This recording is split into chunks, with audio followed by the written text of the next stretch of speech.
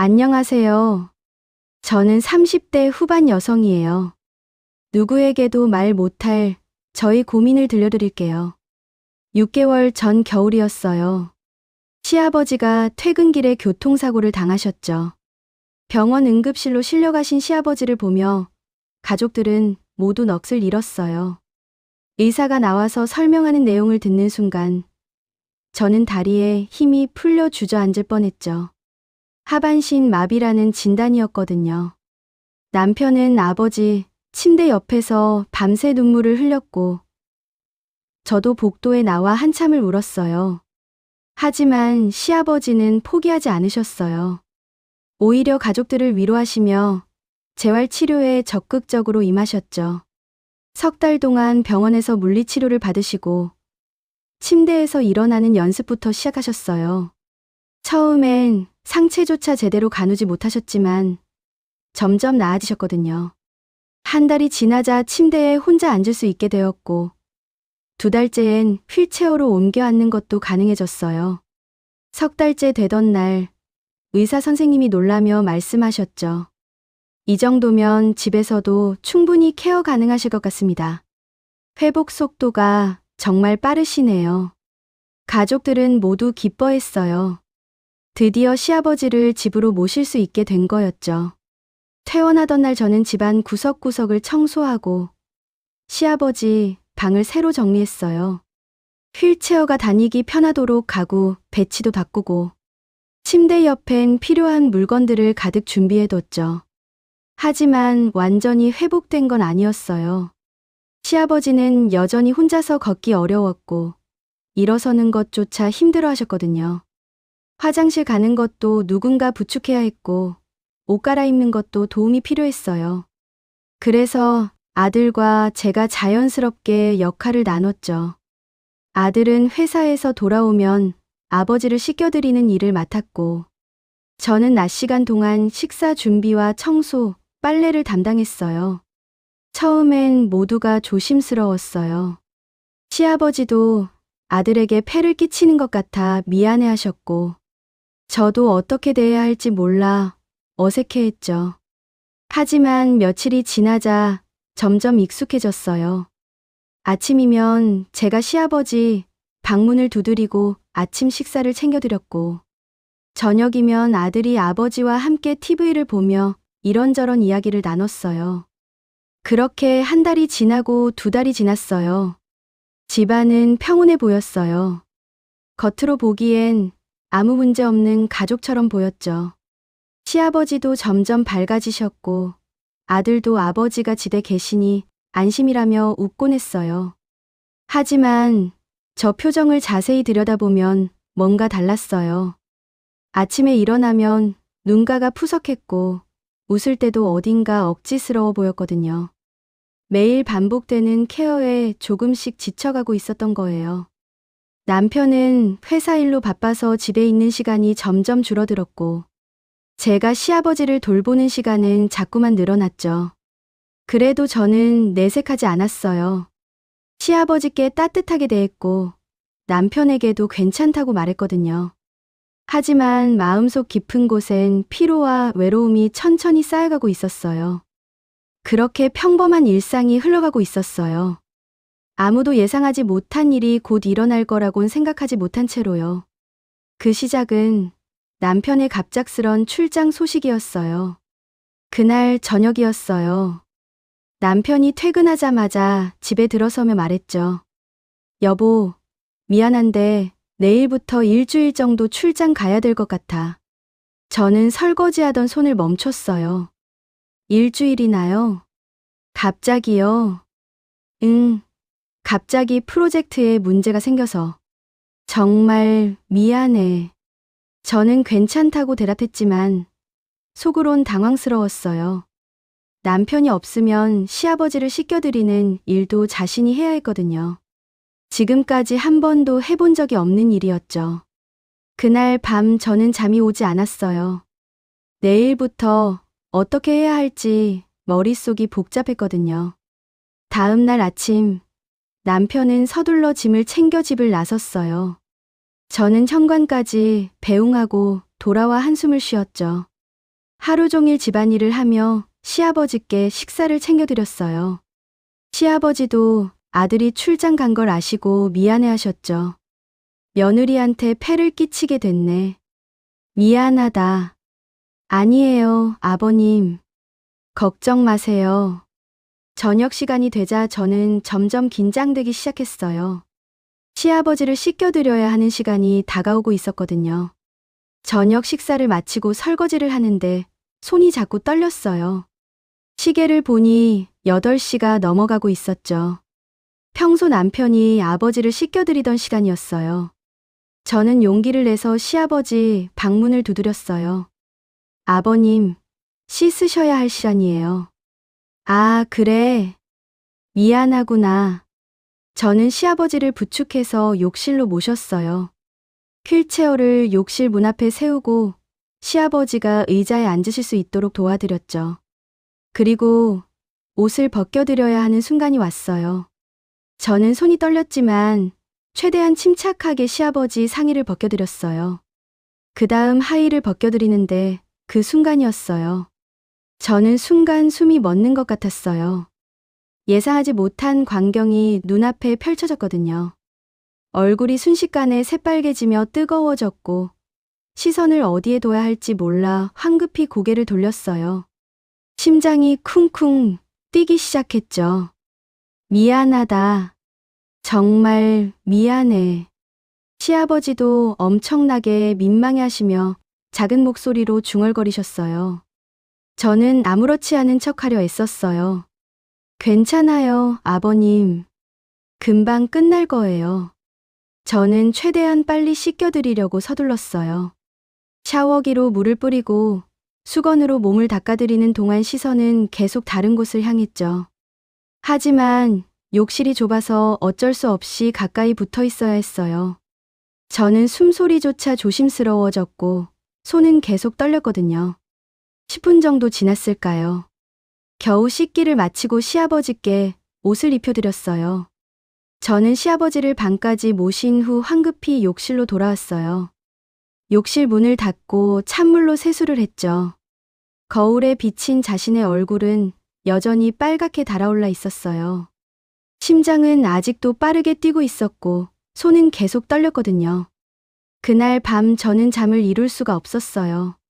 침대에 누워 눈을 감아도 자꾸만 욕실에서 봤던 장면이 떠올랐거든요. 고개를 좌우로 흔들어도 소용없었어요. 머릿속에서 지워지지가 않았죠. 저는 이불을 뒤집어 쓰고 한숨을 쉬었어요. 왜 이러는 거야? 정신 차려. 하지만 아무리 자책해도 그 장면은 계속 머릿속을 맴돌았어요.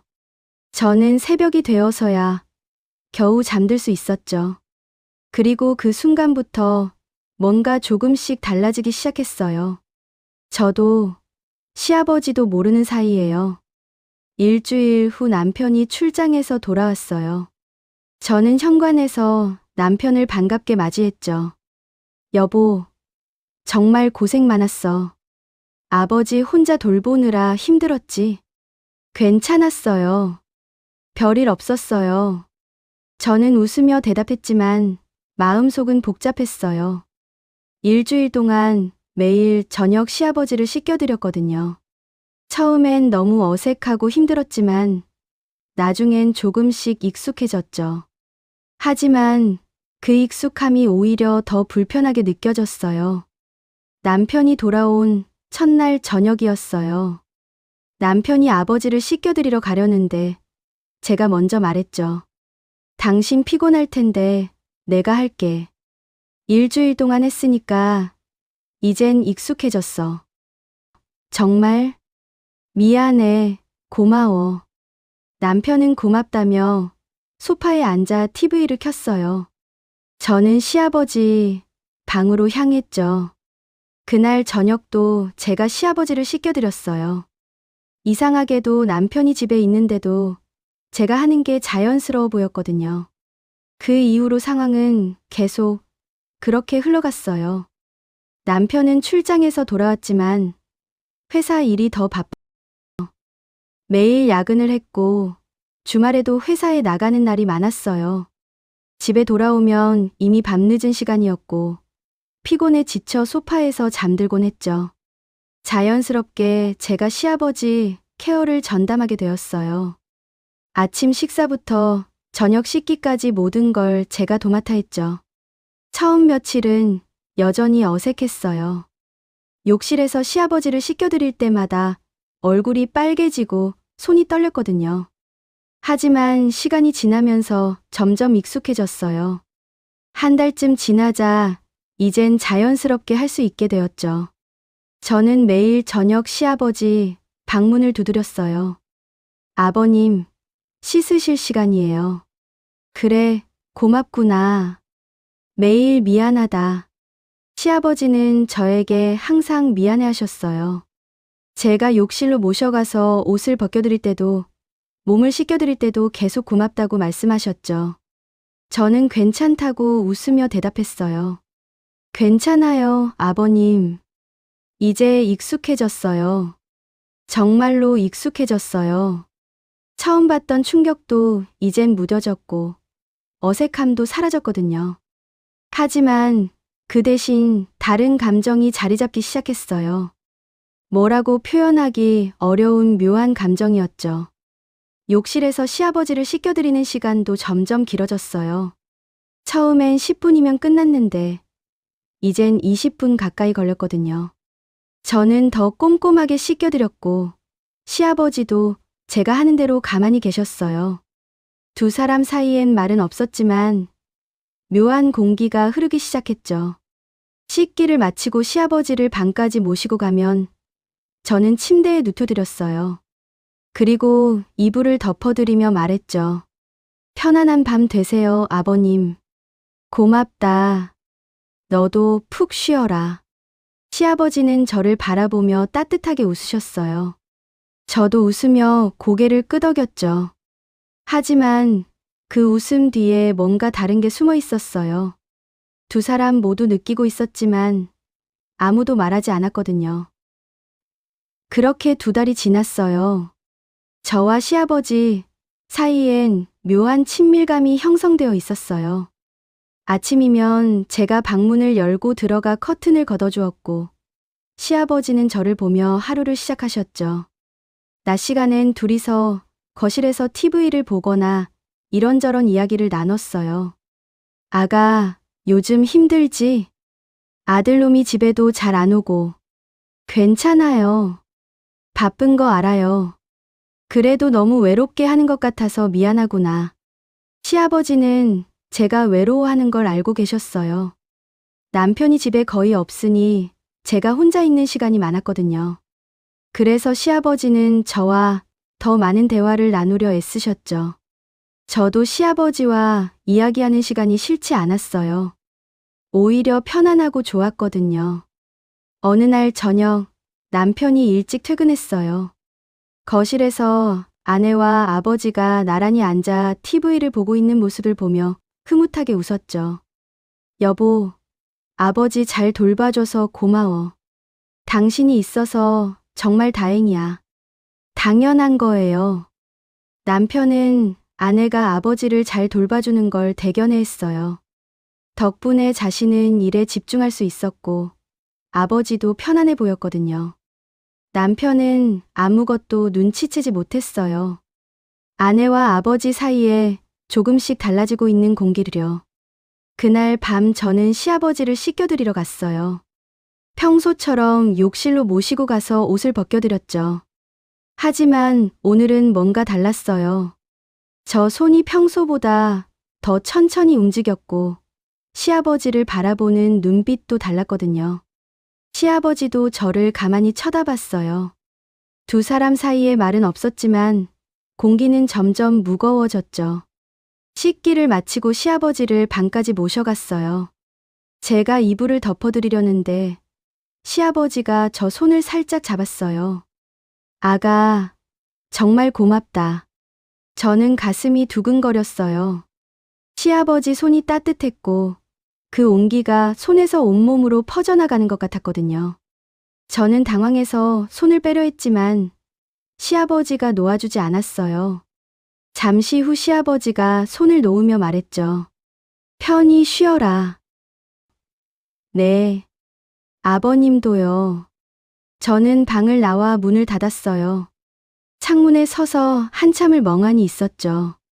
손바닥엔 아직도 시아버지 손의 온기가 남아있는 것 같았어요. 저는 자신의 손을 바라보며 깊은 한숨을 쉬었어요. 뭔가 잘못되어 가고 있다는 걸 느꼈지만 어떻게 해야 할지 몰랐거든요. 그 이후로 저희 태도가 조금씩 달라졌어요. 전에는 시아버지가 씻을 시간이라고 말씀하시면 제가 준비했는데 이젠 제가 먼저 말하기 시작했거든요. 저녁 8시만 되면 제가 시아버지 방으로 갔어요. 아버님, 씻으러 가실까요? 그래, 고맙구나. 시아버지도 이젠 그 시간을 기다리시는 것 같았어요. 8시가 가까워지면 시아버지는 TV를 보면서도 자꾸 문 쪽을 쳐다보셨거든요. 제가 문을 두드리는 소리가 들리면 얼굴에 미소가 번졌죠. 두 사람 모두 그 시간을 의식하고 있었어요. 욕실에서 보내는 시간도 점점 길어졌어요. 예전엔 20분이면 끝났는데 이젠 30분이 넘게 걸렸거든요. 저는 더 천천히 씻겨드렸고 시아버지도 서두르지 않으셨어요. 오히려 그 시간을 즐기시는 것처럼 보였죠. 씻기를 마치고 시아버지를 방으로 모셔가면 저는 곧바로 나가지 않았어요. 침대 옆에 앉아 이런저런 이야기를 나누기 시작했거든요. 처음엔 간단한 안부였지만 점점 깊은 이야기로 이어졌어요. 아가, 요즘 표정이 안 좋아 보이는구나. 무슨 일 있니? 아니에요. 괜찮아요. 아니야.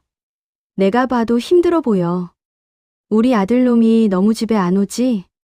저는 처음엔 괜찮다고 부인했지만 시아버지가 계속 물으시자 결국 입을 열었어요. 사실 요즘 좀 외로워요. 남편이 집에 거의 안 와서요. 그렇구나. 미안하다. 아버님이 미안해하실 일은 아니에요. 원래 남편이 일을 중요하게 생각하는 사람이라서요. 저는 남편 이야기를 꺼내자 쌓여있던 감정이 터져나왔어요. 남편과의 관계가 소원해진 지 오래라는 걸 넌지시 털어놓기 시작했죠. 결혼하고 처음 몇 년은 괜찮았는데 요즘엔 대화도 거의 안 해요. 집에 와도 피곤하다며 바로 자버리고 주말에도 회사 가고요. 우리 둘만의 시간이 언제였는지 기억도 안 나요. 그랬구나. 아, 내가 몰랐네. 우리 아들놈이 참 미안하다. 시아버지는 진심으로 미안해하셨어요. 아들이 가정에 소홀한 걸 인정하셨거든요. 내가 아들을 그렇게 키운 것 같아 미안하구나. 일만 중요하게 생각하고 가족은 뒷전인 사람으로 만들어버렸어. 아니에요, 아버님. 아버님 잘못이 아니에요. 저는 시아버지가 자책하시는 게 안타까웠어요. 오히려 시아버지는 자신의 이야기를 들어주는 유일한 사람이었거든요. 남편은 자신의 외로움을 전혀 모르고 있었고 친구들에게도 이런 이야기는 할 수가 없었죠. 하지만 시아버지는 달랐어요. 자신의 마음을 이해해 주시는 것 같았거든요. 그날 이후로 두 사람은 매일 밤 더 깊은 대화를 나눴어요. 저는 결혼 생활의 외로움을 털어놓았고 시아버지는 조용히 들어주셨어요. 때론 저 손을 잡으며 위로해 주셨죠. 힘들었겠구나. 혼자 참느라 많이 외로웠을 거야. 괜찮아요. 이렇게 들어주셔서 고마워요. 저는 시아버지와 이야기를 나누는 시간이 점점 좋아졌어요. 남편에게도 못했던 이야기를 시아버지에게는 할 수 있었거든요. 시아버지도 저와 대화하는 시간을 소중하게 여기셨어요. 아들이 소홀히 한 저를 자신이라도 위로해주고 싶으셨던 거죠. 그렇게 한 달이 더 지났어요. 어느 날 저녁 제가 시아버지를 씻겨드리고 있었어요. 평소처럼 욕실에서 시아버지 등을 닦아드리는데 오늘은 뭔가 달랐어요. 저 손이 평소보다 천천히 움직였고 더 오래 머물렀거든요. 시아버지 어깨를 닦아드릴 때도 등을 씻겨드릴 때도 손이 부드럽게 스쳤죠. 시아버지도 느끼셨어요. 저 손길이 예전과 다르다는 거려. 더 따뜻하고 더 조심스럽고 더 오래 머무른다는 걸 알아채셨죠. 시아버지는 가만히 앉아 계셨지만 심장이 빠르게 뛰기 시작했어요. 제가 시아버지 팔을 씻겨드리는데 손이 시아버지 손까지 내려왔어요. 그리고 그대로 멈췄죠. 저 손이 시아버지 손 위에 가만히 놓여 있었어요. 시아버지는 저를 쳐다봤고 저도 시아버지를 바라봤어요. 잠시 침묵이 흘렀어요. 욕실엔 물소리만 들렸고 두 사람은 말없이 서로를 바라봤죠. 그때 시아버지가 천천히 손을 움직여 저 손을 가만히 잡았어요. 저는 손을 빼지 않았어요. 오히려 시아버지 손을 더 꽉 쥐었죠. 두 사람은 그렇게 한참을 서로를 바라봤어요.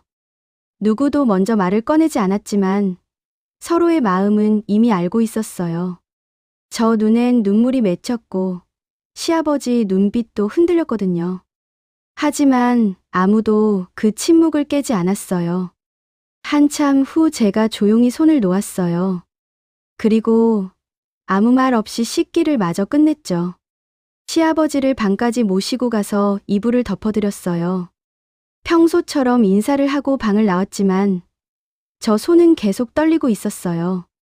그날 밤 저는 침대에 누워 천장을 바라봤어요. 옆에선 남편이 피곤한지 벌써 코를 골고 있었죠. 저는 자신의 손을 바라봤어요. 조금 전 시아버지 손을 잡았던 그 손을요. 아직도 시아버지 손에 온기가 남아있는 것 같았어요. 나 지금 뭐 하는 거지? 저는 작은 목소리로 중얼거렸어요. 하지만 대답은 돌아오지 않았고 남편의 코 고는 소리만 들렸죠. 저는 눈을 감았지만 잠은 오지 않았어요. 머릿속은 복잡했고 가슴은 답답했거든요. 뭔가 선을 넘어서는 안 되는데 이미 넘어가고 있다는 걸 느꼈어요. 그로부터 일주일 후였어요. 남편이 또다시 출장을 간다고 했죠. 여보, 미안한데 이번엔 2주 정도 걸릴 것 같아. 큰 프로젝트라서 어쩔 수가 없어. 또요? 지난달에도 갔다 왔잖아요. 알아. 미안해. 근데 이번엔 정말 중요한 일이라서. 아버지, 잘 부탁할게. 저는 아무 말도 하지 않았어요. 남편은 제가 괜찮다고 생각했는지 짐을 챙기기 시작했죠. 저는 그런 남편을 바라보며 한숨을 쉬었어요. 결국 또 2주일 동안 혼자 집을 지켜야 하는 거였어요. 다음 날 아침 남편이 집을 떠났어요. 저는 현관에서 배웅도 하지 않았죠. 남편은 서둘러 나가며 잘 다녀오겠다고 말했지만 저는 대답하지 않았어요. 문이 닫히는 소리가 들리자 저는 소파에 주저앉았어요. 또다시 혼자가 되었어요. 아니, 정확히는 시아버지와 둘만 남게 된 거였죠. 저는 복잡한 마음으로 시아버지 방을 바라봤어요. 지난번 욕실에서 있었던 일이 자꾸 떠올랐거든요. 서로 손을 잡았던 그 순간이 머릿속에서 지워지지 않았어요. 저는 하루 종일 집안일을 하며 시간을 보냈어요. 청소를 하고 빨래를 하고 시아버지 식사를 챙겨드렸죠. 평소처럼 일상을 보내려 했었지만 마음은 계속 흔들렸어요. 시아버지와 눈이 마주칠 때마다 가슴이 두근거렸거든요. 저녁 시간이 되어 저는 시아버지를 씻겨드렸어요. 욕실에서 두 사람은 말이 없었어요. 평소보다 더 조용했고 공기는 더 무거웠죠. 제가 시아버지를 씻겨드리는 동안 손이 자꾸 떨렸어요. 시아버지도 저를 힐끗힐끗 쳐다보며 뭔가 말하고 싶은 표정이었지만 입을 열지 못했어요. 씻기를 마치고 시아버지를 방으로 모셨어요. 제가 이불을 덮어드리며 인사했죠. 편안한 밤 되세요, 아버님. 고맙다. 너도 푹 쉬어라. 저는 방을 나와 문을 닫았어요. 자신의 방으로 향했지만 발걸음이 무거웠죠. 방에 들어가 침대에 누웠지만 잠이 오지 않았어요. 텅 빈 침대가 너무 넓고 차갑게 느껴졌거든요. 시계를 보니 밤 11시였어요. 저는 침대에서 일어나 방 안을 서성였죠. 창밖을 바라보기도 하고 핸드폰을 들여다보기도 했어요. 하지만 마음은 점점 더 불안해졌어요. 외로움이 가슴을 짓눌렀고 숨쉬기조차 답답했거든요. 저는 결국 방문을 열고 나왔어요. 거실은 어두웠고 조용했죠. 저는 천천히 시아버지 방으로 걸어갔어요. 문 앞에 서서 한참을 망설였어요. 손을 들어 문을 두드리려다가 멈추기를 몇 번이나 반복했죠. 그때 안에서 시아버지 목소리가 들려왔어요. 누구세요? 저는 깜짝 놀랐어요. 시아버지가 아직 안 주무시고 계신 거였죠. 저는 떨리는 목소리로 대답했어요. 아버님, 저예요. 들어와. 저는 천천히 문을 열고 안으로 들어갔어요. 시아버지는 침대에 앉아 계셨고 불을 켜고 계셨죠. 저를 보시며 조용히 물으셨어요. 잠이 안 오니? 네. 아버님도 그러신가 봐요. 그러게, 오늘따라 잠이 안 오네. 저는 침대 옆에 조심스럽게 앉았어요. 두 사람은 한동안 말이 없었죠. 시계 초침 소리만 똑딱똑딱 방 안에 울렸어요. 저는 자신의 손을 내려다보며 입술을 깨물었어요. 긴 침묵이 흘렀어요. 저는 뭔가 말을 해야 할 것 같았지만 무슨 말을 해야 할지 몰랐어요.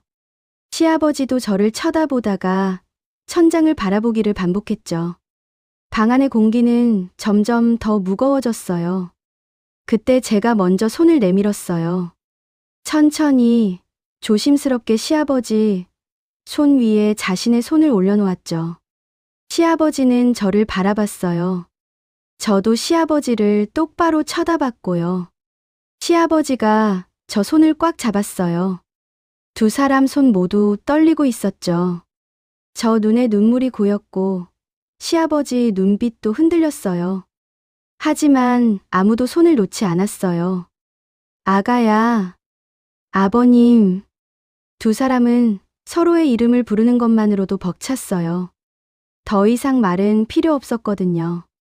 서로의 손을 잡고 있는 것만으로 모든 게 전해졌죠. 외로움, 그리움, 위로, 그리고 넘어서는 안 되는 선에 대한 두려움까지요. 저는 시아버지 손을 더 꽉 쥐었어요. 시아버지도 저 손을 놓지 않았죠. 두 사람은 그렇게 한참을 앉아 있었어요. 말없이 그저 서로의 손을 잡은 채로요. 그날 밤 무슨 일이 있었는지는 아무도 몰라요. 다만 다음 날 아침 저는 평소보다 늦게 일어났고 시아버지 방문은 닫혀 있었죠. 저는 주방에서 아침 식사를 준비하며 멍하니 서 있었어요. 손에는 계란이 들려 있었지만 시선은 허공을 바라보고 있었거든요. 그 순간부터 두 사람 사이엔 뭔가 돌이킬 수 없는 일이 시작하고 있었어요. 선을 넘었는지 아니면 아직 넘지 않았는지조차 분명하지 않았지만요. 다만 확실한 건 어젯밤 이후 두 사람 모두 변했다는 거였어요. 그날 밤 이후 모든 게 달라졌어요. 저와 시아버지 사이에 보이지 않는 선이 완전히 무너져 버렸거든요. 다음 날 아침 저는 평소보다 늦게 시아버지 방문을 두드렸어요. 손이 떨려서 한참을 망설였죠. 아버님, 아침 식사 준비됐어요. 그래, 고맙다. 문을 열고 들어갔을 때 두 사람은 서로 눈을 마주쳤어요. 어젯밤 일이 떠올라 저는 얼굴이 빨개졌고 시아버지도 어색하게 고개를 돌리셨죠. 하지만 제가 시아버지를 부축해 거실로 모실 때 시아버지가 저 손을 살짝 쥐었어요. 그 작은 손길에 저 가슴이 두근거렸어요. 그날 낮 시간 내내 저는 일이 손에 잡히지 않았어요. 설거지를 하다가 멍하니 서 있기도 하고 청소를 하다가 시아버지 방문을 쳐다보기도 했죠. 시아버지도 거실에 앉아 계셨지만 TV에 집중하지 못하셨어요. 자꾸만 주방 쪽을 바라보며 저를 찾으셨거든요. 저녁 시간이 되었어요. 저는 평소보다 일찍 시아버지 방으로 갔죠. 아버님, 씻으러 가실까요? 벌써 그 시간이구나. 욕실로 향하는 동안 두 사람은 말이 없었어요. 하지만 공기는 어제와 완전히 달랐죠. 제가 시아버지를 씻겨드리는 동안 손길이 예전보다 훨씬 부드러웠어요. 천천히 조심스럽게 시아버지 몸을 닦아드렸죠. 씻기를 마치고 시아버지를 방으로 모셨어요. 제가 이불을 덮어드리는데 시아버지가 저 손목을 잡으셨어요. 아가야. 네, 아버님. 조금만 더 있어 줄래? 저는 고개를 끄덕이고 침대 옆에 앉았어요. 시아버지는 저 손을 놓지 않으셨고 저도 손을 빼지 않았죠. 그렇게 두 사람은 한참을 말없이 앉아 있었어요. 시아버지가 저 손을 쓰다듬었고 저는 눈을 감았어요. 그날 밤부터 저는 매일 시아버지 방에서 긴 시간을 보냈어요. 씻겨드리고 나서도 바로 나가지 않고 침대 옆에 앉아 있었죠. 처음엔 30분, 그 다음엔 1시간, 점점 시간이 길어졌어요. 때로는 2시간 넘게 시아버지 방에 있기도 했죠. 저는 이제 케어를 핑계로 시아버지 방에 들어갔어요. 아침에 커튼을 걷어드린다며 들어가고 낮에는 이불을 정리한다며 들어갔죠. 저녁엔 씻겨드린다며 들어가고 밤엔 잘 주무시는지 확인한다며 또 들어갔어요. 하루에도 몇 번씩 시아버지 방문을 여닫았죠. 씻겨드리는 시간도 점점 길어졌어요. 예전엔 30분이면 끝났는데 이젠 1시간이 넘게 걸렸거든요. 저는 시아버지를 씻겨드리며 더 이상 서두르지 않았어요. 천천히, 아주 천천히 손을 움직였죠. 시아버지도 제가 하는 대로 가만히 계셨어요. 하지만 저 표정은 복잡했어요. 시아버지와 함께 있을 때는 편안하고 행복해 보였지만 혼자 있을 때는 죄책감에 시달렸거든요. 거울을 볼 때마다 자신에게 물었어요. 나 지금 뭐 하는 거야? 이러면 안 되는데. 하지만 다음 날이 되면 또다시 시아버지 방으로 향하는 자신을 발견했어요. 죄책감을 느끼면서도 멈출 수가 없었죠. 시아버지와 함께 있을 때만 외로움이 사라졌고 누군가에게 필요한 사람이 된 것 같았거든요. 그 감정이 너무 달콤해서 벗어날 수가 없었어요. 시아버지도 처음엔 망설이셨어요. 제가 방에 들어올 때마다 이러면 안 된다고 생각하셨죠. 하지만 시간이 지날수록 저를 기다리는 자신을 발견했어요. 저녁 시간만 되면 방문이 열리길 기다렸고 저 발소리가 들리면 가슴이 뛰었거든요. 어느 날 저녁 제가 평소보다 늦게 방에 들어왔어요. 시아버지는 초조하게 기다리고 계셨죠. 오늘 늦었구나. 죄송해요. 설거지가 좀 오래 걸렸어요. 아니야, 괜찮아. 너가 올 때까지 기다렸어. 저는 시아버지가 자신을 기다렸다는 말에 가슴이 따뜻해졌어요. 남편은 자신을 기다린 적이 없었거든요. 항상 먼저 자버리거나 회사에 있었죠. 하지만 시아버지는 달랐어요. 자신을 기다려주고 필요로 해주는 사람이었어요. 그렇게 저와 시아버지는 남편 없는 2주일 동안 매일 함께 시간을 보냈어요. 아침부터 저녁까지, 그리고 밤늦게까지요. 두 사람만의 시간이 길어질수록 관계도 깊어졌죠. 이젠 손을 잡는 것도 서로를 안아주는 것도 자연스러워졌어요. 저는 시아버지 품에 안겨 눈물을 흘리기도 했어요. 왜 이렇게 됐을까요? 우리가 왜 이렇게 된 거죠? 미안해. 내가 멈췄어야 했는데. 아니에요. 저도 원했어요. 저도 멈추지 않았어요. 두 사람 모두 잘못된 걸 알고 있었어요. 하지만 멈출 수가 없었죠. 서로가 너무 필요했고 서로에게서만 위로를 받을 수 있었거든요. 죄책감과 행복이 뒤섞인 감정 속에서 두 사람은 계속 함께 있었어요. 그러는 사이 남편은 출장지에서 바쁜 일상을 보내고 있었어요. 가끔 집에 전화를 걸었지만 저는 늘 잘 지낸다고 대답했죠. 여보, 아버지는 괜찮으시지? 혼자 돌보느라 힘들지 않아? 응, 괜찮아. 아버님도 잘 계셔. 걱정 마. 남편은 아내 목소리가 평소와 다르다는 걸 눈치채지 못했어요. 제가 전화를 끊고 나서 한숨을 쉬는 것도 몰랐죠. 저는 전화를 끊고 시아버지 방을 바라봤어요. 그리고 다시 그쪽으로 걸어갔어요. 2주가 지나고 남편이 돌아올 날이 다가왔어요. 저와 시아버지는 둘 다 불안해졌죠. 이제 다시 예전처럼 돌아가야 한다는 걸 알고 있었거든요. 하지만 두 사람 모두 그럴 수 있을지 확신이 서지 않았어요. 남편이 출장에서 돌아온 후 저와 시아버지는 다시 조심스러워졌어요. 남편이 집에 있을 땐 서로 눈도 제대로 마주치지 못했죠. 하지만 남편이 회사에 가면 또다시 예전처럼 돌아갔어요. 그렇게 몇 개월이 흘렀어요. 봄이 지나고 여름이 왔어요.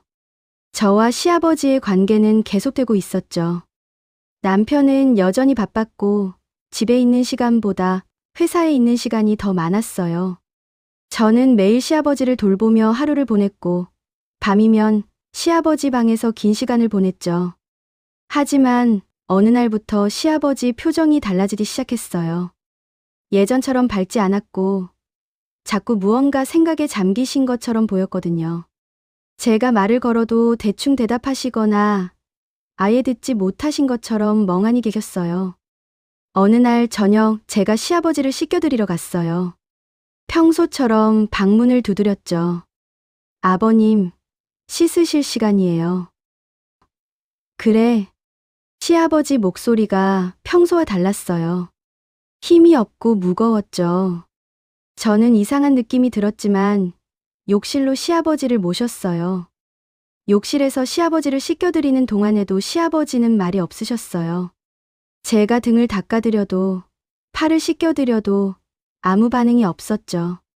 그저 멍하니 앞을 바라보고만 계셨어요. 저는 불안해지기 시작했어요. 아버님, 어디 불편하세요? 몸이 안 좋으신가요? 아니야. 괜찮아. 하지만 괜찮아 보이지 않았어요.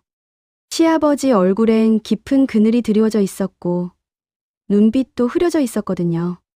저는 씻기를 마치고 시아버지를 방으로 모셨어요. 침대에 눕혀드리고 이불을 덮어드렸는데 시아버지가 갑자기 중얼거리셨어요. 이러면 안 되는데. 네. 뭐라고 하셨어요? 이러면 안 되는데. 우리가 이러면 안 되는 건데. 저는 가슴이 철렁했어요. 시아버지가 무슨 말을 하시려는지 알 것 같았거든요. 저는 침대 옆에 앉으며 조심스럽게 물었어요. 왜 갑자기 그러세요? 무슨 일 있으세요? 아가야, 우리 이제 그만해야 할 것 같아. 저는 숨이 멎는 것 같았어요. 예상은 했지만 막상 듣고 나니 받아들이기 힘들었죠. 왜요? 제가 뭘 잘못했나요? 아니야. 너 잘못이 아니야. 내 잘못이지. 시아버지는 천장을 바라보며 한숨을 쉬셨어요. 나 요즘 잠을 못 자. 눈만 감으면 우리 아들 생각이 나거든. 내가 아들한테 어떻게 이럴 수가 있나 싶어서 너무 죄책감이 들어. 저도 그 마음을 모르는 건 아니었어요. 자신도 매일 밤 남편을 생각하며 괴로워했거든요. 하지만 그래도 시아버지와 함께 있을 때만큼은 그 고통을 잊을 수 있었어요. 저도 죄책감 느껴요. 남편한테 미안하고요. 근데 아버님, 저는 아버님이 필요해요. 아가야, 저는 시아버지 손을 잡으려 했지만 시아버지가 손을 거두셨어요. 저는 당황스러웠죠. 왜 이러세요? 갑자기 왜 이러시는 거예요? 미안해. 정말 미안한데 나 더 이상 이렇게 못하겠어. 시아버지는 저를 쳐다보지도 못하고 고개를 돌리셨어요. 저 눈에 눈물이 고이기 시작했어요. 제가 뭘 잘못한 거예요? 말씀해 주세요. 내 잘못이 아니라니까. 내가 멈춰야 하는 거야. 내가 어른이고 내가 먼저 시작한 거니까. 저는 일어서서 방을 나가려다가 멈췄어요. 그리고 돌아서서 시아버지를 바라봤죠. 저도 원했어요. 저도 멈추지 않았잖아요. 그러니까 이건 아버님만의 잘못이 아니에요. 그래도 이건 잘못된 거야. 우리 둘 다 알잖아. 저는 더 이상 할 말이 없었어요. 시아버지 말이 맞았거든요. 잘못된 걸 알면서도 계속해왔던 거였죠. 저는 결국 아무 말 없이 방을 나왔어요. 그날 이후로 시아버지는 저를 피하기 시작했어요. 제가 방에 들어와도 예전처럼 반기지 않으셨고 말도 거의 하지 않으셨죠. 씻겨드릴 때도 빨리 끝내달라고 하셨고 침대에 눕자마자 자는 척 하셨어요. 저는 점점 불안해졌어요. 시아버지가 완전히 마음을 닫아버린 것 같았거든요. 저는 매일 시아버지 방 앞에서 망설였지만 들어갈 용기가 나지 않았어요. 시아버지가 자신을 거부하는 게 너무 무서웠죠. 일주일이 지나고 2주일이 지났어요. 시아버지와 저 사이의 거리는 점점 멀어졌어요. 예전처럼 함께 TV를 보거나 이야기를 나누는 일도 없어졌죠. 저는 식사만 챙겨드리고 씻겨드리고 그게 전부였어요. 저는 혼자 방에서 울었어요. 시아버지를 잃은 것 같아서 너무 외로웠거든요. 남편은 여전히 바빴고 시아버지는 자신을 멀리했어요. 저는 다시 혼자가 된 것 같았죠. 어느 날 밤 저는 시아버지 방문 앞에 섰어요. 문을 두드리고 싶었지만 손이 떨렸죠. 한참을 망설이다가 결국 돌아섰어요. 걸어나가는 저 뒷모습은 너무나 외로워 보였어요. 그렇게 두 사람 사이엔 무거운 침묵만 흘렀어요. 말은 하지 않았지만 서로를 의식하고 있었고 서로가 그리웠지만 다가갈 수 없었죠. 죄책감이 두 사람을 갈라놓고 있었어요. 그렇게 한 달이 지났어요. 집안 분위기는 이전과 완전히 달라져 있었죠. 저와 시아버지는 서로 말을 거의 하지 않았고 눈도 마주치지 않았어요. 딱 필요한 말만 주고받을 뿐이었죠. 그러던 어느 날 남편이 집에 돌아와서 말했어요. 여보, 좋은 소식이야. 프로젝트가 마무리됐어. 이제 한동안은 집에서 일할 수 있을 것 같아. 정말? 출장도 안 가? 응, 최소 2달은 집에 있을 수 있어. 야근도 별로 없을 거고. 그동안 아버지랑 당신한테 소홀했는데 이제 좀 가족들이랑 시간 보내야지. 저는 남편 말을 듣고 복잡한 표정을 지었어요.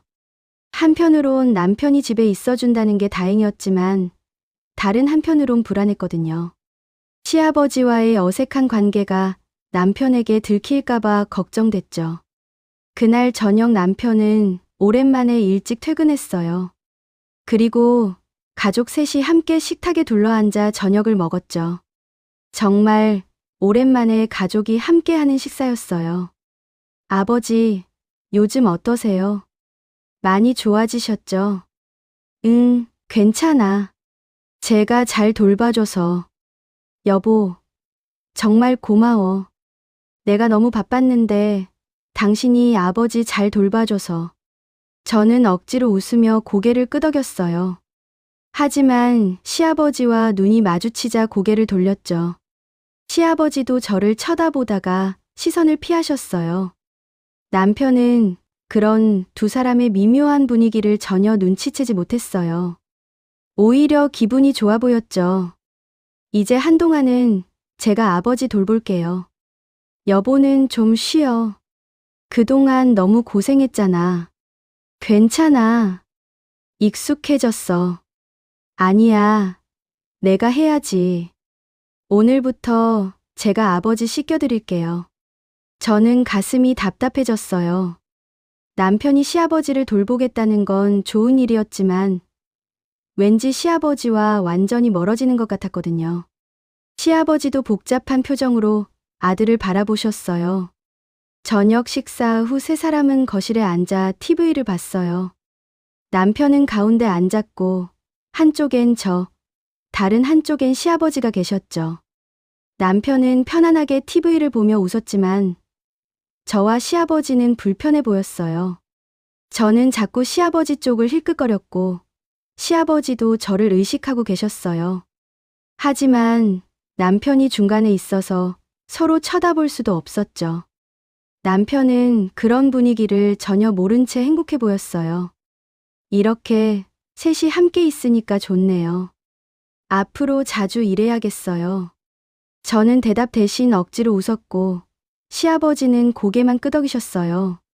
TV 프로그램이 끝나갈 무렵 시아버지가 갑자기 입을 여셨어요. 아들아. 네, 아버지. 시아버지는 저와 아들을 번갈아 바라보셨어요. 표정이 심각했고 무언가 결심한 듯한 눈빛이었죠. 저는 불안한 마음에 시아버지를 쳐다봤어요.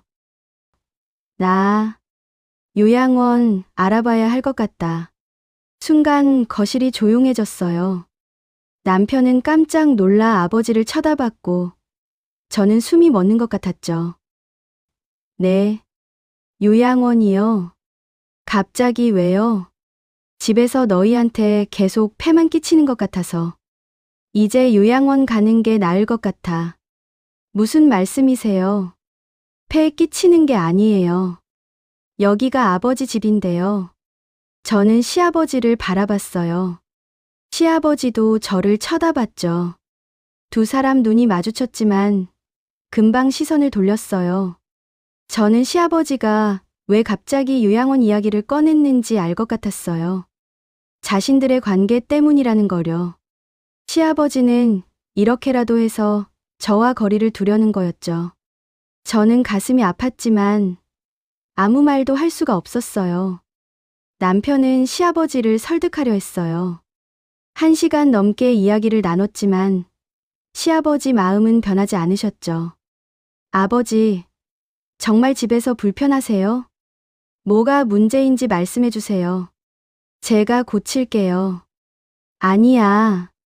너희가 잘못한 게 아니야. 그냥 내가 너희한테 짐이 되는 것 같아서. 무슨 짐이에요? 아버지가 어떻게 짐이 되세요? 저는 옆에서 가만히 듣고만 있었어요. 입을 열고 싶었지만 뭐라고 말해야 할지 몰랐거든요. 시아버지가 저를 힐끗 쳐다보셨지만 저는 고개를 숙였어요. 아들아, 내 마음 알아줘. 요양원 가는 게 나한테도 좋을 것 같아. 거기 가면 친구들도 사귀고 전문적인 케어도 받을 수 있잖아. 그래도 저희가 모시고 싶은데 너 마음은 고맙다. 하지만 내 결정이니까 존중해줘. 남편은 더 이상 말을 이어가지 못했어요. 아버지 표정이 너무 단호하셨거든요. 결국 남편은 한숨을 쉬며 고개를 끄덕였죠. 알겠습니다. 아버지가 원하시면 내일부터 요양원 알아볼게요.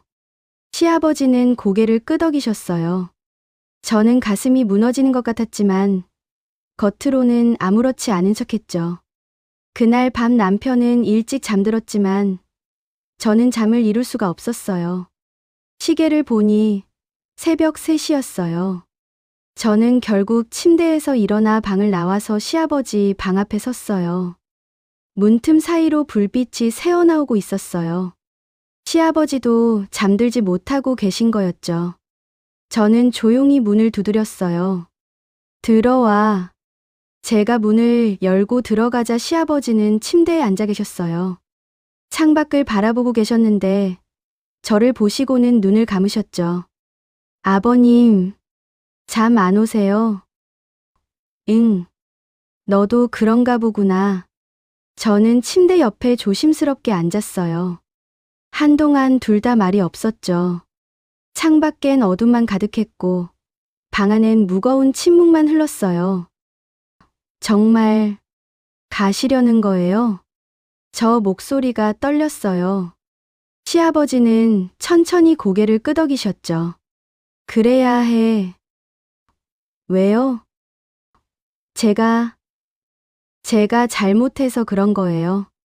아니야. 너 잘못이 아니야. 시아버지는 저를 바라보셨어요. 저 눈엔 이미 눈물이 가득 고여 있었죠. 이러면 안 되는 거 알잖아. 우리 둘 다. 저도 알아요. 저는 울먹이며 대답했어요. 근데 아버님이 가시면 전 어떡해요? 전 또 혼자가 되는 거잖아요. 아가, 넌 혼자가 아니야. 내 남편이 있잖아. 남편은 저를 안 봐요. 일만 중요하고 저는 그냥 집에 있는 사람일 뿐이에요. 저는 참았던 눈물을 흘리기 시작했어요. 시아버지는 저를 보며 가슴이 아팠지만 어쩔 수 없었어요. 그래도 내 아들한테 이럴 순 없어. 내가 어떻게 내 아들의 아내랑 이럴 수가 있어. 시아버지 목소리도 떨렸어요. 나 요즘 밤마다 악몽을 꿔. 아들이 우릴 보고 있는 꿈을요. 그럴 때마다 가슴이 찢어지는 것 같아. 저도 매일 죄책감에 시달려요. 남편 얼굴 볼 때마다 미안해서 눈을 못 마주치겠어요. 두 사람은 서로를 바라보며 울었어요. 시아버지가 천천히 손을 뻗어 저 손을 꼭 잡으셨어요.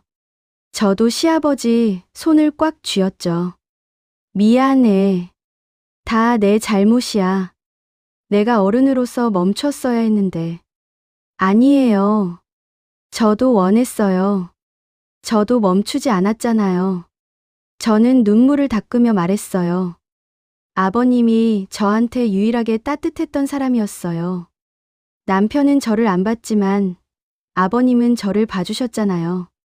저를 필요로 해주시고 위로해 주셨어요. 나도 너가 유일했어.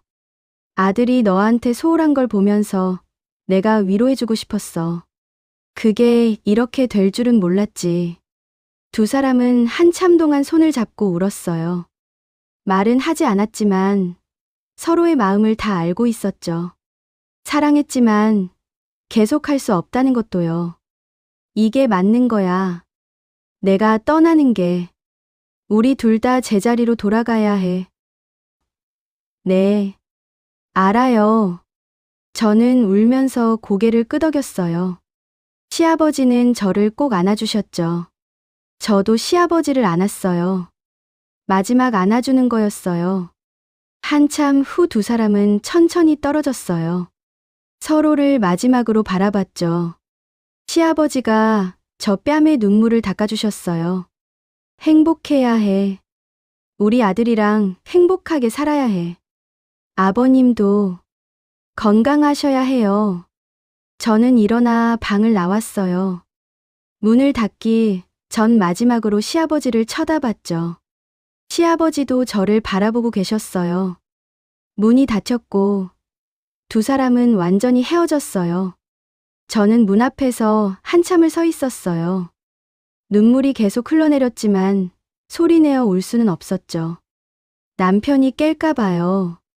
저는 조용히 자기 방으로 돌아가 침대에 누웠어요. 옆에선 남편이 평화롭게 자고 있었어요. 아무것도 모르는 남편의 얼굴을 보며 저는 또다시 눈물을 흘렸죠. 미안함과 외로움과 상실감이 한꺼번에 밀려왔어요. 저는 이불을 뒤집어 쓰고 조용히 울었어요. 시아버지도 혼자 방에서 창밖을 바라보고 계셨어요. 눈물이 흘러내렸지만 닦지 않으셨죠. 그냥 흐르는 대로 두셨어요. 가슴이 찢어지는 것 같았지만 이게 옳은 일이라는 걸 알고 계셨거든요. 그렇게 두 사람은 각자의 자리에서 마지막 밤을 보냈어요. 내일이면 시아버지는 요양원을 알아보러 갈 거였고 저는 평범한 일상으로 돌아가야 했죠. 다음 날 아침 남편은 일찍 일어나 요양원을 알아보러 나갔어요. 저는 시아버지께 아침 식사를 챙겨드렸죠. 두 사람은 말이 없었어요. 어젯밤 나눴던 대화가 마지막이었거든요. 제가 식사를 챙겨드리는 동안 시아버지는 저를 쳐다보지 못했어요. 저도 시아버지와 눈을 마주치지 않으려 했었죠. 식사를 마치고 제가 설거지를 하러 가려는데 시아버지가 조용히 말씀하셨어요. 고마웠어. 정말 고마웠어. 저는 고개만 끄덕이고 주방으로 갔어요. 더 이상 눈물을 보이고 싶지 않았거든요. 설거지를 하면서 눈물이 흘러내렸지만 소리는 내지 않았어요. 며칠 후 남편이 좋은 요양원을 찾았다고 했어요. 아버지, 정말 좋은 곳이에요. 시설도 깨끗하고 간호사분들도 친절하시고요. 다음 주에 입소하실 수 있대요. 그래, 잘 됐구나. 저는 아무 말도 하지 않았어요. 그저 고개만 끄덕였죠. 남편은 제가 아버지와 헤어지는 게 슬픈 거라고 생각했어요. 여보, 주말마다 면회 갈 수 있어. 너무 슬퍼하지 마. 응, 알았어. 일주일이 순식간에 지나갔어요. 시아버지가 떠나는 날이 다가왔죠. 저는 시아버지 짐을 싸들이며 눈물을 참았어요. 옷을 개고 필요한 물건들을 가방에 넣으면서 가슴이 터질 것 같았죠. 떠나는 날 아침이었어요. 남편은 차를 준비하러 나갔고 집엔 저와 시아버지만 남았어요. 현관에서 두 사람은 마지막으로 마주섰죠. 건강하세요.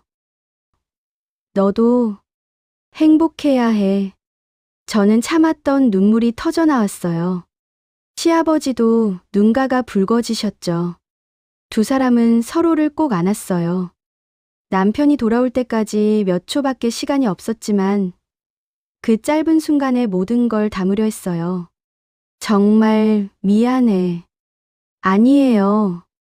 차 시동 소리가 들렸어요. 남편이 돌아오는 거였죠. 두 사람은 황급히 떨어졌어요. 저는 눈물을 닦았고 시아버지는 고개를 돌리셨어요. 자, 출발할까요? 남편이 시아버지를 부축해서 차에 태웠어요. 저는 현관에 서서 차가 출발하는 걸 지켜봤죠. 시아버지가 차창 너머로 저를 바라보셨어요. 저도 시아버지를 쳐다봤고요. 차가 점점 멀어졌어요. 저는 차가 완전히 사라질 때까지 서 있었죠. 차가 보이지 않게 되자 저는 주저앉아 울었어요. 아무도 없는 현관에서 혼자 소리내어 울었어요. 시아버지가 떠난 후 집은 텅 빈 것처럼 느껴졌어요. 저는 매일 시아버지 방 앞을 지나가며 멈춰섰죠. 문을 열고 싶었지만 더 이상 시아버지는 그 안에 계시지 않았어요. 며칠 후 저는 시아버지 방을 정리하기로 했어요. 문을 열고 들어가자 시아버지 냄새가 아직 남아 있었죠. 저는 한참을 방 안에 서 있다가 천천히 움직이기 시작했어요. 침대 시트를 걷어내고 베개 커버를 벗겼어요. 서랍을 열어 남아있는 물건들을 정리했죠. 시아버지가 읽으시던 책, 안경, 손때 묻은 시계가 있었어요. 저는 그 물건들을 하나하나 만지며 눈물을 흘렸어요. 옷장을 열자 시아버지 옷들이 가지런히 걸려 있었어요. 제가 매일 빨아서 개어드렸던 옷들이었죠. 저는 옷을 꺼내 상자에 담으면서 계속 울었어요. 이 옷들을 다시는 빨아들일 수 없다는 게 너무 슬펐거든요. 침대에 앉아 방안을 둘러봤어요. 이 방에서 시아버지와 나눴던 모든 순간들이 떠올랐죠. 처음 씻겨드렸던 날, 손을 잡았던 밤, 마지막으로 안아줬던 새벽까지요. 저는 침대에 누워 베개에 얼굴을 묻고 울었어요. 저녁 때 남편이 돌아왔어요. 저는 거실에서 멍하니 앉아 있었죠. 남편은 아내가 아버지 때문에 슬퍼하는 거라고 생각했어요. 여보, 괜찮아? 응, 괜찮아. 아버지 방 정리했어? 힘들었겠다. 조금. 남편은 아내 옆에 앉아 어깨를 안아줬어요. 고생 많았어. 그동안 아버지 돌보느라 정말 수고했어. 이제 우리 둘이서 다시 시작하자. 저는 남편 품에 안겼어요. 남편 품은 따뜻했지만 왠지 낯설게 느껴졌죠. 얼마 만에 남편이 이렇게 안아주는 건지 기억도 나지 않았어요. 미안해. 내가 너무 바빠서 당신한테 소홀했지. 앞으론 당신한테 더 잘할게. 고마워. 저는 남편 품에 안긴 채 조용히 울었어요. 남편은 아내가 아버지를 보내서 슬픈 거라고 생각했죠. 하지만 제가 우는 이유는 훨씬 복잡했어요.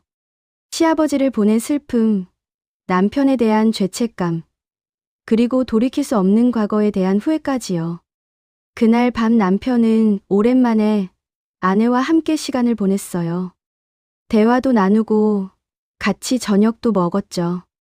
예전엔 당연했던 일들이 이젠 새롭게 느껴졌어요. 저는 남편과 함께 있으면서 조금씩 일상으로 돌아가려 애썼어요.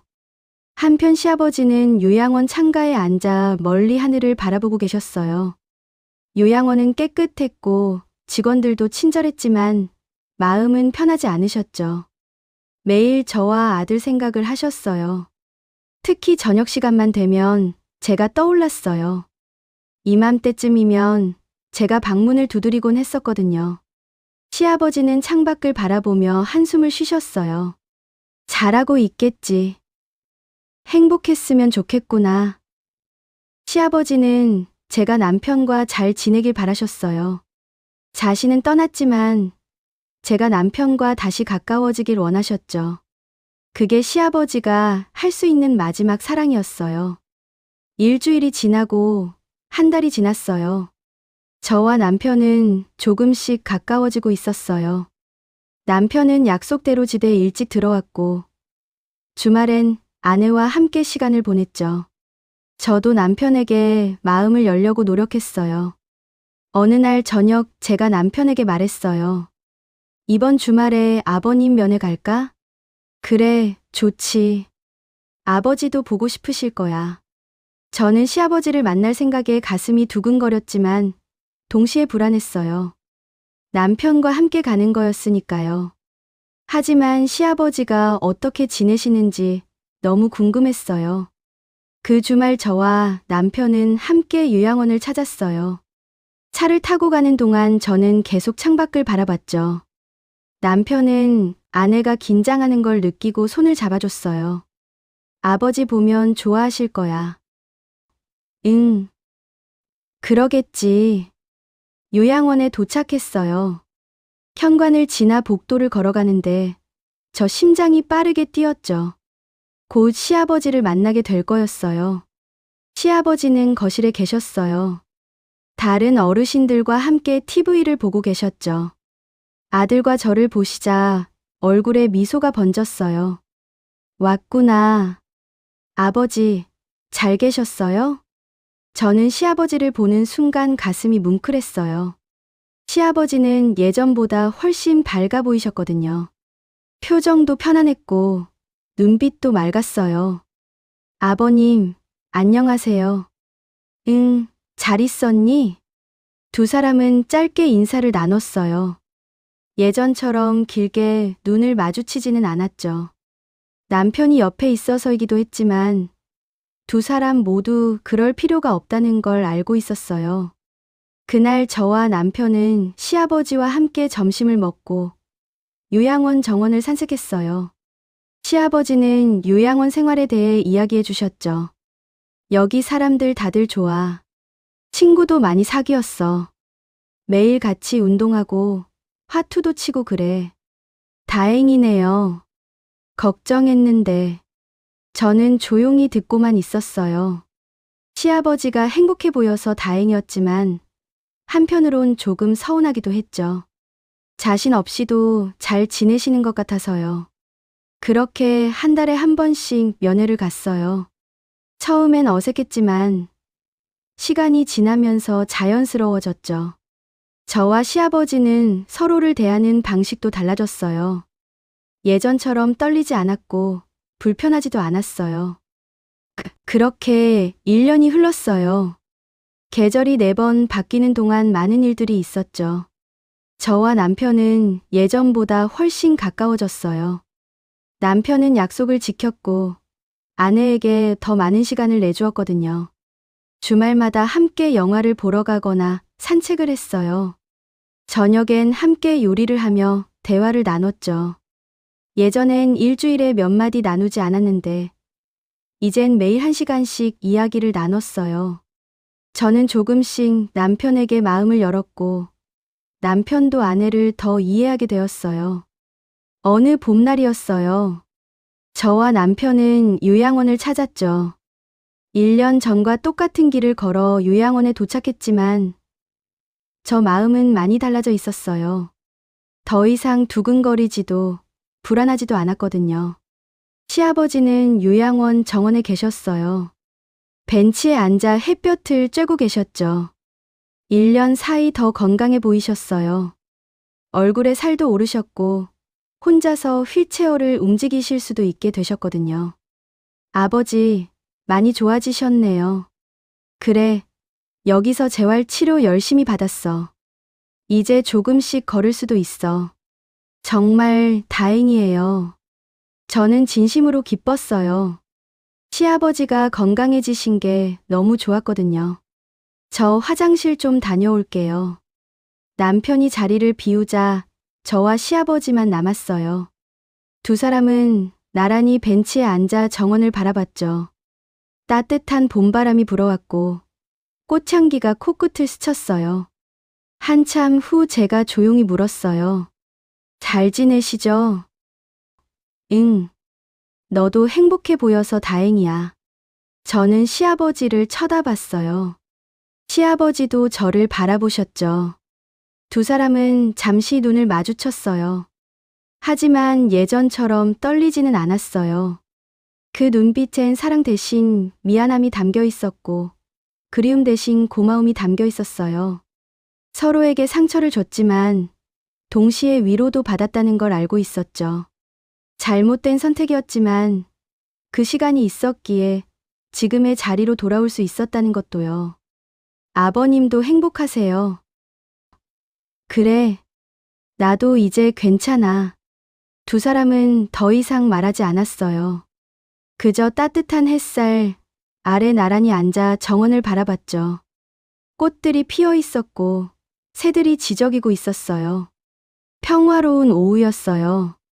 저는 깨달았어요. 사랑에는 여러 형태가 있다는 거요. 남편과의 사랑은 평범하지만 안정적이고 시아버지와의 관계는 잘못됐지만 진실했다는 거요. 하지만 이젠 그 모든 게 과거였어요.